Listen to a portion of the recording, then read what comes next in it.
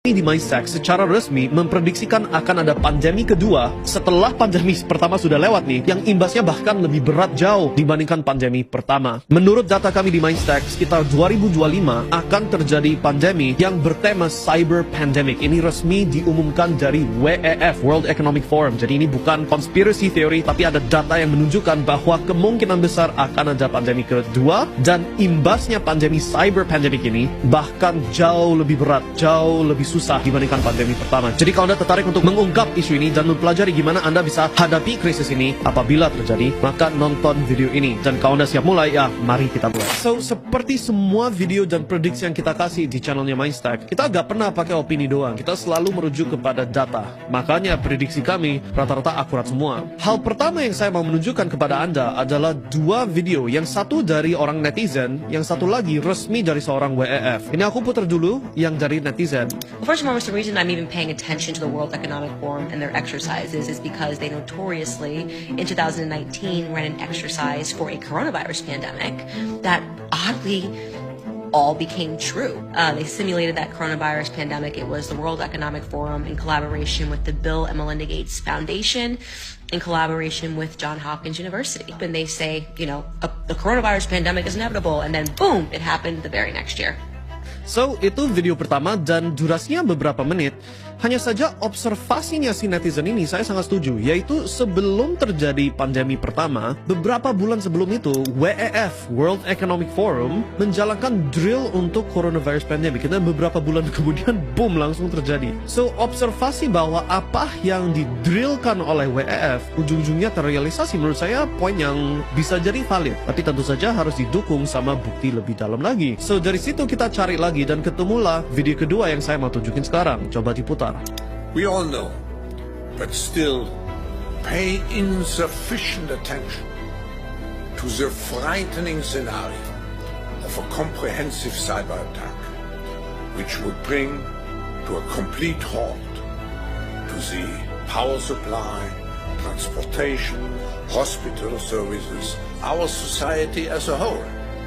The COVID-19 crisis would be seen in this respect as a small disturbance in comparison to a major cyber attack.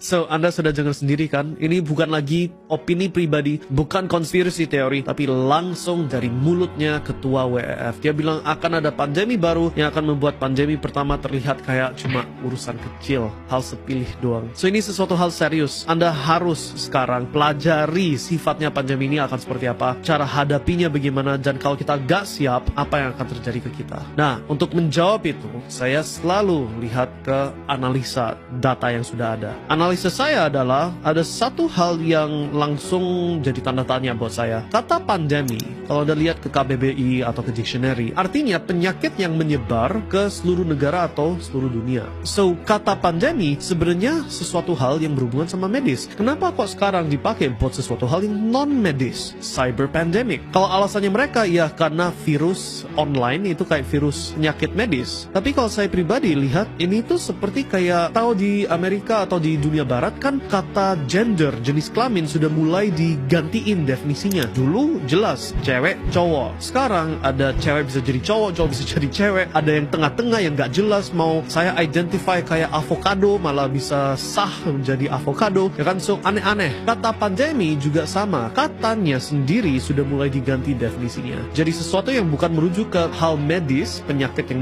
menyebar ke seluruh dunia atau negara, tapi hal yang merujuk kepada kalau kamu bisa dipaksa lockdown, gak bisa kemana-mana, gak bisa akses apa-apa, itulah yang namanya pandemi. Oke? Nah, sudah ngerti itu, sekarang kita harus lihat pandemi pertama, siapa yang menang. Kan sudah terjadi nih, udah lewat, kita sudah tahu semua. Ternyata flu-nya sendiri, coronavirusnya sendiri itu, ya ada yang meninggal betul, tapi gak gimana-gimana juga, paling cuma 1% orang yang meninggal, ya kan? Yang jauh lebih berat adalah orang-orang yang ambil ini suntikan khusus, ya.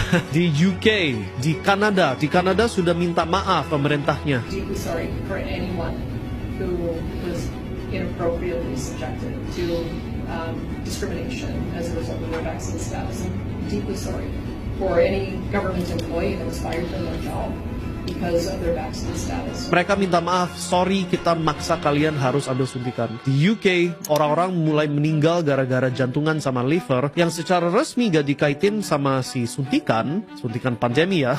Tapi datanya menunjukkan kenaikan kejadian jantung ini sama dengan orang-orang yang ambil suntikan. Dan kalau kita lihat di sosmed, ini ada orang-orang yang kerjanya sebagai embalmer. Embalmer itu seorang yang kalau orang meninggal, mereka yang preparasi badannya untuk hal-hal penting medis dan lain-lain. Dan dia bilang, ini saya gak pernah lihat vena atau artery. Vena itu saliran darah yang bentuknya kayak gini sampai sejak ada suntikan. Yang kena suntikan ini, yang kena mutasi vena seperti begini. So, kita kelihatan dari pandemi pertama, yang menang adalah perusahaan pharmaceutical, yang korban adalah masyarakat yang paksa terima suntikan. Pandemi kedua yang akan merujuk kepada cyber pandemic. Alasan yang mereka akan kasih adalah, oh ada banyak hacker yang membahayakan perusahaan dan membahayakan akses ke fasilitas kayak listrik, internet. So, oleh karena itu kita akan shutdown semua, right? Nah, menurut saya, niat akhirnya mereka adalah untuk memaksa masyarakat harus daftar identitas digital ke pemerintah, okay? So, kalau Anda lihat ke pandemi pertama kan ada yang aplikasi Peduli Lindungi semua orang harus pakai bla bla bla. Pandemi kedua,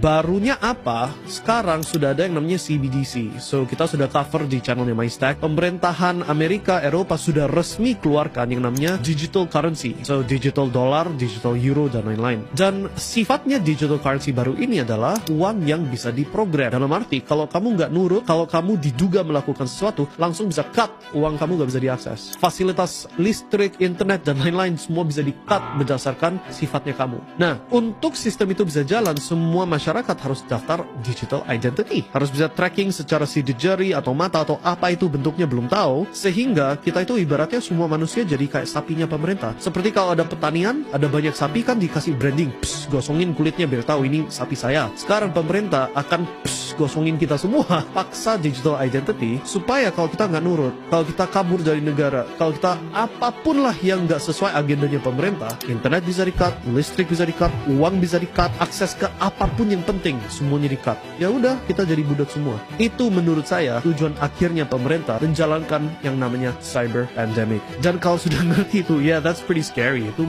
cukup mengerikan. Tapi kalau sudah mengerti itu, ya itu kenapa di MyStack. Apa yang kita sekarang ini lagi jalanin adalah siapin fasilitas bisa hidup tanpa peduli pemerintah. So, di luar sistem itu semua. Dalam bentuk apa? Bisa sumber listrik dari solar panel. Bisa masak sendiri, gak perlu gas, gak perlu external dari pemerintah. Semuanya bisa dari tanah sendiri, dari semuanya.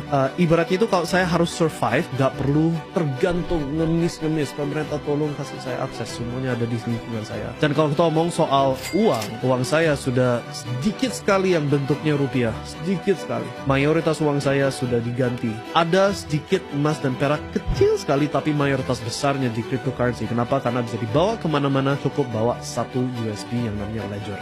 So, itu kenapa kita pribadi ini, bukan maksud saya favoritism kepada Bitcoin atau gimana ya, tapi secara real, I see this happening. Saya bisa melihat akan ada pandemi berat. Saya melihat imbasnya pandemi ini kita akan dipaksa jadi budaknya pemerintah. Dan sudah ngerti itu, saya gak mau nurut.